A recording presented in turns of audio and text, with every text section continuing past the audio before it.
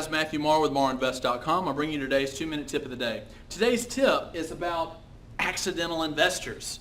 Now let me tell you what an accidental investor is. This is a phrase that a friend of mine, he's a good friend, he's also my favorite realtor, he's also an investor himself. And what we call these people are accidental investors. So when you talk to people, especially about rental properties, they have these horror stories, right? Oh my goodness, they tore the place up. I just can't. We put so much time into that place, and they're in love with that place. Well, it doesn't take long, and this is not all of them, but this is most of them. When you start talking to them, well, how did you get that place? Well, my mom passed away, and we couldn't sell it, right? Well, we just had to move. That neighborhood was going downhill, and we wanted out, and so we bought a new house, but we couldn't sell that house.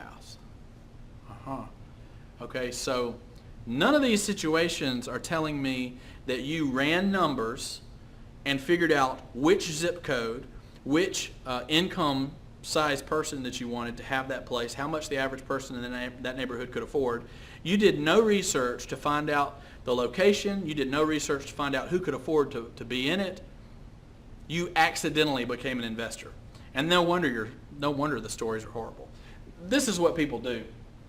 They'll pay $100,000, right, for their own house, right? And then when they buy another house, this one becomes a rental.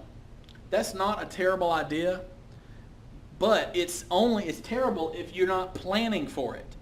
If you didn't plan for this to be a rental property, it shouldn't be a rental property, okay? This is a business, guys. This is a business.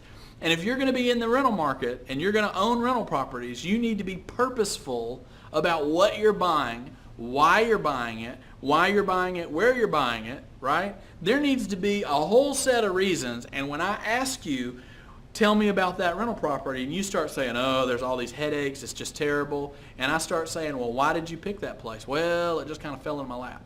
That's not a good reason. Well, it was my mama's. That's not a good reason. Well, it was ours. That's not a good reason. So I'm not saying those situations don't happen and that there's not things that you need to do. You know, you might have to rent it till it sells. You might have to take a loss on the place. There's lots of ways to get out of a property that's not good. But don't purposefully go into a bad deal. Do not find a place just because it's a family member or a friend or something you got to do. Don't go into a bad deal losing money. This is what happens. There's another one. There's another situation where people don't want those people. And I'm going to put this in quotes. Those people. Now, I'm not going to categorize who those people are for you, but inevitably when I'm talking to people about rental properties, they say, well, you know, I don't want those people in my properties. Who do they want? Well, they only want the high net income people, right? They don't want poor people or lower middle class people. They don't want to say that, but that's what they say. We don't want those people in our properties. We only want people that are going to take care of our properties. Let me just say, in my experience, I have not found a great trick to this. I have not found that a certain credit score, a certain skin color, a certain city, I have not found anything that to me delegates that they will or will not be a good tenant. I've had tenants that paid me every single time, every month, on time. I thought, oh man, they're great. And then when I get the house back, the place is completely trashed. Then I've had other houses where the person, I'm always having to track them down to get paid. I mean, they're always late, but yet they keep their house nicer than I keep my own. So there's no skin color or income or anything that's going to tell you what is a good tenant and what is a bad person. That is on a person-by-person basis, and it's a very, very difficult thing. But don't become an accidental investor. If you're going to be an investor and you're going to be in the rental market, do your time, do your due diligence, have a purpose to what you're doing. Make sure that your company is set up right.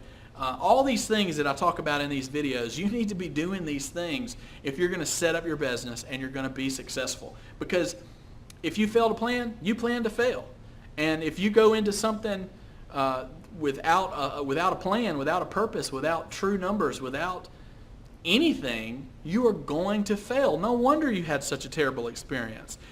No wonder you bought in a terrible area. You paid $50,000 more than you should have, right?